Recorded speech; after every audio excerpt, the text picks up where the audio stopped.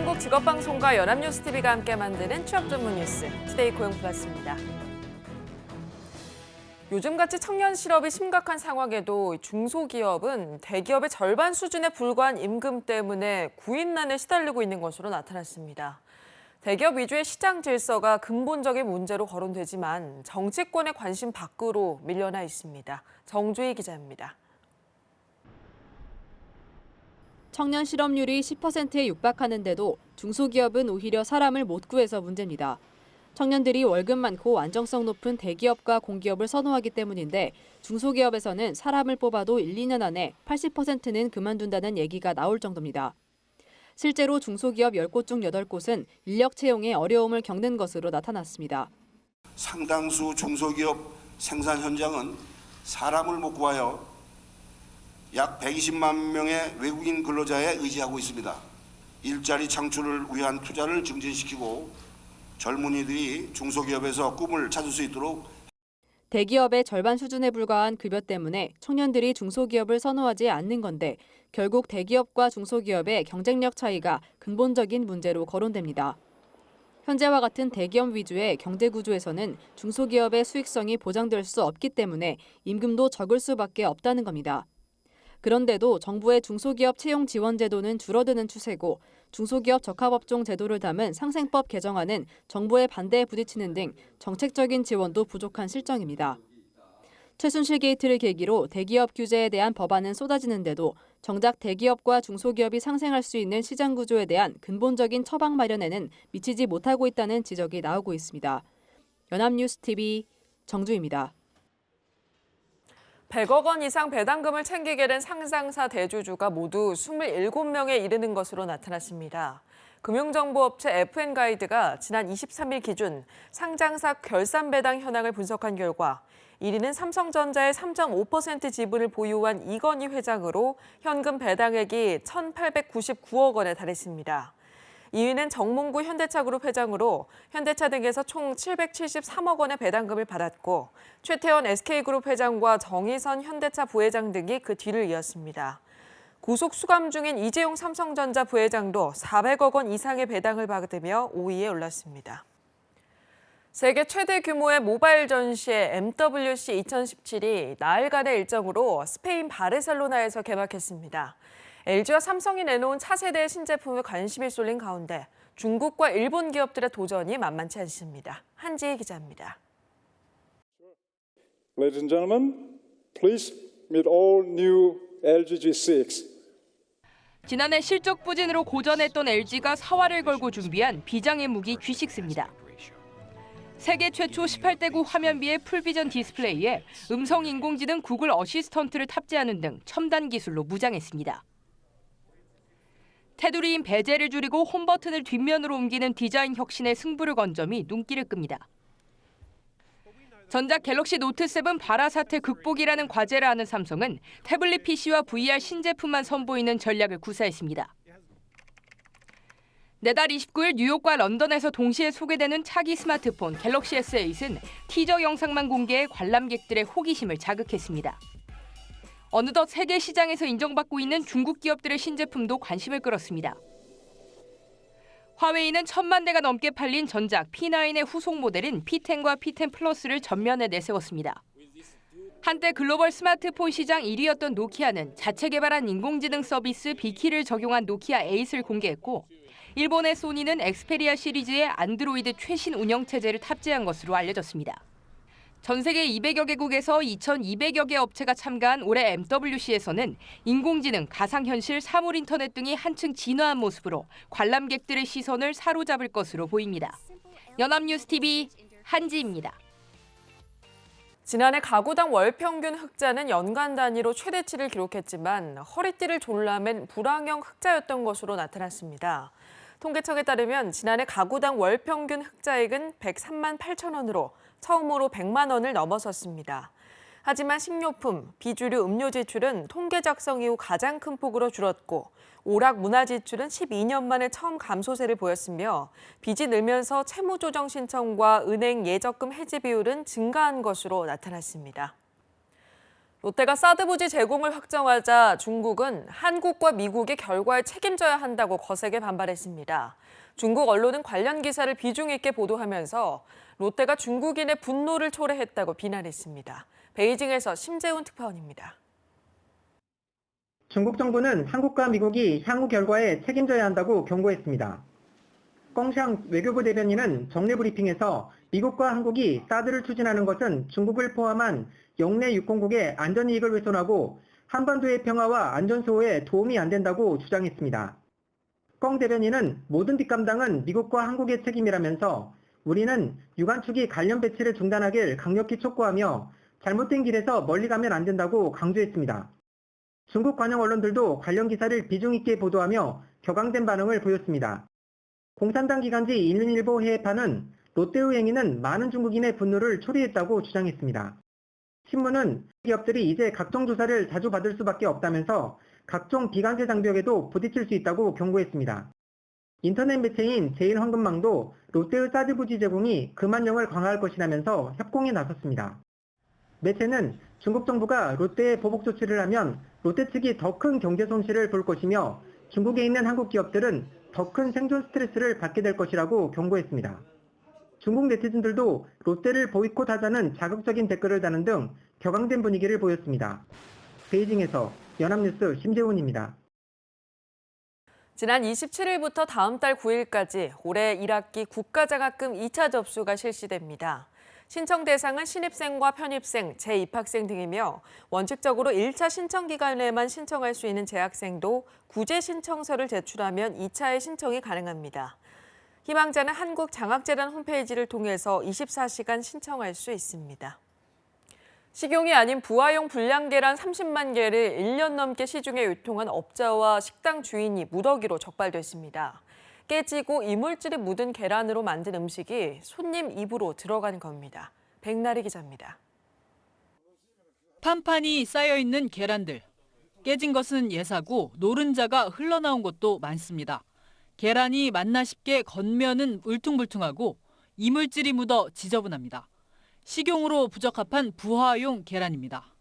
이런 계란을 사들여 식당에 팔아넘긴 업자 박모 씨와 계란말이나 계란찜 등으로 조리해 손님에게 판 식당 주인이 무더기로 경찰에 입건됐습니다. 경찰에 따르면 박 씨는 식용란 수집 판매 신고도 하지 않고 지난해 2월부터 종개장을 다니며 계란 한 판을 1,000원에 사들였습니다. 그러고는 한 판에 최대 4,000원을 받고 계란 30만 개를 식당 15군데에 팔았습니다. 식당 주인들은 못 먹을 계란이라는 걸 알면서도 싼 맛에 사들였습니다. 밀가루 반죽에 넣거나 음식으로 조리하면 불량 계란이라는 걸 손님들이 눈치채지 못한다는 걸 노렸습니다. 박 씨는 지난해 조류 인플루엔자 확산으로 계란이 품귀 현상을 보이자 계란값을 올리기도 했습니다. 유통업자와 농장주, 식당 주인들의 양심불량 행태에 소비자들의 건강만 축났습니다. 연합뉴스 TV 백나리입니다. 급 차선 변경으로 경적을 한 차례 울렸을 뿐인데 출근길 직장까지 쫓아와서 위협을 한다면 무척 당황스러울 텐데요. 실제 이런 일이 충남 아산에서 있었습니다. 경찰은 보복 운전을 한 20대 남성에게 면허정지 100일을 부과했습니다. 배삼진 기자입니다. 차선을 급하게 변경해 끼어들려는 흰색 승용차. 운전자가 경적을 3개 울려 대응합니다.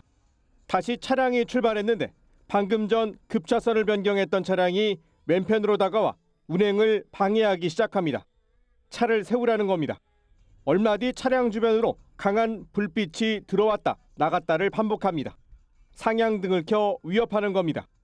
차선을 바꿔 다른 도로로 들어섰지만 이번에도 따라붙으며 계속해 경적을 울려댑니다. 가해 차량 운전자는 27살 유모 씨, 28살 김모 씨가 운전 중 경적을 울렸다는 이유로 계속해서 상향등을 켜고 경적을 울리며 위협하는 건데 이 추격은 김 씨의 회사 주차장까지 이어졌습니다. 유 씨는 외부 차량을 통제하는 주차장 단말기도 강제로 밀어 통과하고 김 씨가 주차 후 사무실로 피신하자 김 씨 차량으로 다가와 전화번호를 알아낸 뒤 협박 문자도 보냈습니다. 유 씨는 경찰에서 혐의를 강력히 부인했습니다. 하지만 경찰은 블랙박스 영상 등으로 유 씨의 혐의를 입증해 지난달 31일 기소 의견으로 검찰에 송치하고 면허정지 100일을 부과했습니다. 연합뉴스TV 배삼진입니다. 서울 은평경찰서는 저렴한 이자로 대출을 바꿔주겠다고 속인 보이스피싱 조직원 45살 이모 씨 등 3명을 구속하고 통장 등을 빌려준 13명을 입건했습니다. 이들은 기존 대출금을 상환하면 낮은 이자로 전환해 다시 돈을 빌려주겠다고 속여 지난달 16일부터 나흘 동안 20여 차례에 걸쳐 피해자들에게 8,500만 원을 뜯어낸 혐의를 받고 있습니다. 경찰은 추가 피해가 있을 것으로 보고 수사를 확대해 외국에 있는 총책도 수사할 계획입니다. 캔커피와 컵커피 등의 커피 음료는 싸고 편하게 마실 수 있어서 자주 찾게 됩니다. 하지만 생각보다 당류와 카페인 함량이 높아서 너무 많이 섭취하지 않도록 주의할 필요가 있습니다. 김동욱 기자입니다. 편의점이나 마트에서 쉽게 볼 수 있는 캔커피와 컵커피. 저렴한 가격에 바로 사서 간편하게 마실 수 있다 보니 바쁜 직장인뿐 아니라 청소년들도 자주 찾습니다. 그런데 이런 커피 음료 2개만 마셔도 하루 먹어야 할 당류를 모두 섭취하게 되는 것으로 나타났습니다. 소비자 시민 모임이 19개 커피 음료를 조사한 결과 한 개당 평균 당류 함량이 21.46g에 달했습니다. 이는 각설탕 7개에 해당하는 양으로 세계보건기구 하루 권고량 50g의 절반 수준입니다. 덴마크 커핑로드 카페 봉봉이 33.67g으로 당류 함량이 가장 많았는데 이는 설탕 외에도 가당 연유와 캐러멜 시럽 등이 첨가됐기 때문입니다. 카페인 함량도 제품별로 최대 2.7배 차이가 났는데 5개 제품은 청소년 하루 권장량 125mg을 초과했습니다. 19개 제품 평균 카페인 함량은 99.39mg으로 커피 전문점 스타벅스 카페라떼의 카페인 함량 75g보다 높았습니다. 높은 카페인과 열량은 불면증과 비만의 원인이기도 합니다. 커피 전문점의 제품들이 카페인 함량이 더 높을 것이다. 그리고 바로 하고 바로 압출하기 때문에 더 높을 것이다 라고 생각했는데 실제로는 그렇지 않았고 당류와 카페인을 줄여야 한다는 지적이 제기되는 가운데 일부 업체들은 당류 함량을 줄이겠다고 밝혔습니다. 연합뉴스TV 김동욱입니다.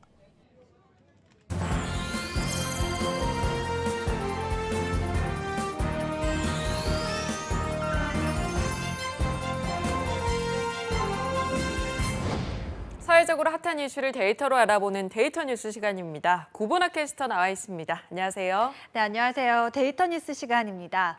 이제 본격적인 상반기 공채 시즌인데요. 경기 침체가 계속되고 최순실 게이트에 불똥이 튀어 이 대기업들의 공채 일정이 아직 불투명한 상황입니다. 그래서 오늘 데이터 뉴스 시간에는 2017 청년 실업이라는 주제로 이 최악의 청년 실업이 올 것인지 알아보겠습니다. 네, 특히 대기업 중에서도 가장 많은 사람을 뽑는 삼성그룹이 이재용 부회장의 구속으로 아직 공식적인 입장을 내놓지 못하고 있죠. 네, 그렇습니다. 이 삼성의 침묵이 길어지면서 올해는 채용이 없는 거 아니냐는 소문까지 돌면서 이 취업 시장을 불안하게 하고 있습니다. 업계 전문가에 따르면 삼성이 상반기 공채를 취소하지는 않을 것으로 보지만 적어도 3월까지는 힘들 것으로 예측하고 있는데요. 통상 12월 초에 사장단 인사, 2월 말 직원 전기 인사를 거쳐서 이 3월에 그룹 공채를 진행하는데 아직 사장단 인사조차 하지 못했기 때문입니다. 네, 그렇군요. 지금부터 준비를 한다고 해도 5월이나 6월에나 채용이 시작될 수 있다는 건데 자연스럽게 취준생들의 구직 기간도 길어지겠네요. 네, 그렇습니다. 그리고 더 절망스러운 건 채용 규모도 변화가 있을 거라는 예측이 있습니다. 삼성은 공채를 통해 매년 1만 명 이상, 많게는 2만 명까지도 뽑았는데요. 지난해에도 1만 2천 명에서 1만 4천 명 정도를 채용한 걸로 알려져 있습니다. 그러나 올해는 채용 규모가 1만 명 이하로 축소될 것이라는 예상이 나오고 있습니다. 네, 지금 청년 실업률도 굉장히 높은데 이렇게 되면 상황이 악화될 수밖에 없겠습니다. 삼성이 이 정도라면 다른 기업의 채용 계획도 박지만은 않을 것 같은데요. 네, 잡코리아가 국내 매출액 상위 500대 기업을 대상으로 올 상반기 대졸 정규 신입직 채용 계획을 조사했는데요. 조사에 응한 312개 회사 가운데 34.3%만이 대졸 신입 공채를 진행한다고 밝혔습니다. 아직 채용 여부를 결정하지 못한 기업은 21.1%였고요. 44.6%는 아예 신입 채용 계획 자체가 없는 것으로 나타났습니다. 또 공채를 진행한다는 기업들의 채용 인원은 8,465명으로 지난해 상반기 채용 규모인 9,286명보다 8.8% 줄었다고 합니다. 네, 거의 절반 가까운 회사가 신입 공채를 하지 않겠다고 했다니 정말 걱정스러운 상황입니다.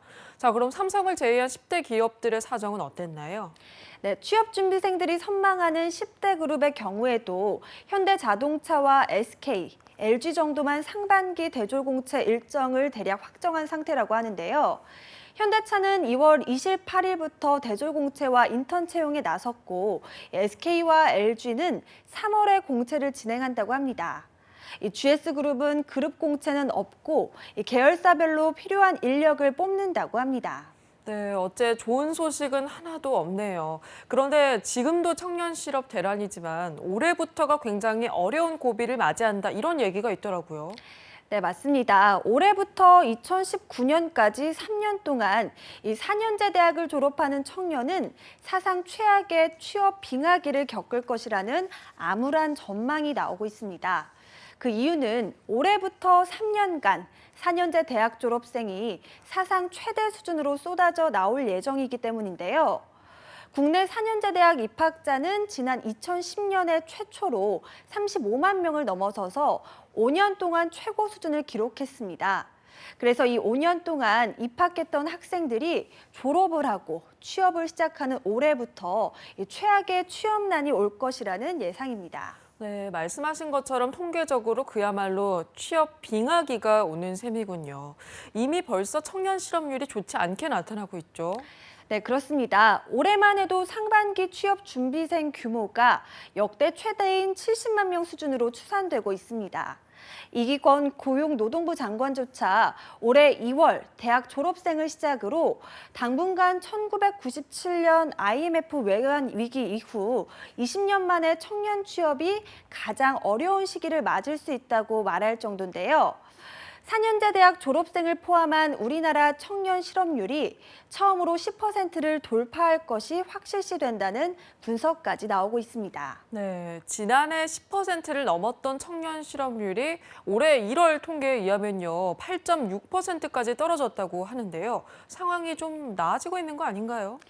네, 실업률은 계절적인 요인이 있기 때문에 보통 같은 기간을 비교하는데요.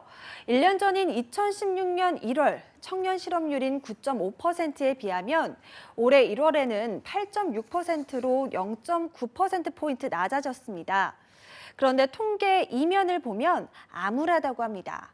이 실업률은 경제활동 인구를 기준으로 작성되는데요. 이 경제활동 인구에 포함되지 않은 구직 단념자들이 늘어나고 있는 게 문제입니다. 지난달 구직 단념자 수는 58만 9천 명으로 1년 전보다 7만 1,000명이나 증가했고 58만 명을 넘어선 것은 1999년 11월 통계 집계 이후 이번이 처음이라고 합니다. 구직 단념자는 분명 실업 상태이지만 실업률 통계에는 포함되지 않아서 오히려 청년 실업은 낮아진 겁니다. 네, 그런 거였군요. 탄핵 국면에서 대선 주자들이 앞다퉈서 청년 실업 대책을 내놓고 있습니다. 공공부문 숫자를 획기적으로 늘려야 한다. 중소기업과 대기업의 임금 격차를 해소해야 한다. 근로시간 단축을 통해서 일자리를 늘려야 한다는 등 다양한 대책을 내놓고 있는데요. 어떤 정책의 실효성이 있을지 꼼꼼하게 따져보는 시민의 자세가 필요할 것 같습니다. 지금까지 데이터뉴스 구본아 캐스터와 함께했습니다. 오늘 고맙습니다. 고맙습니다.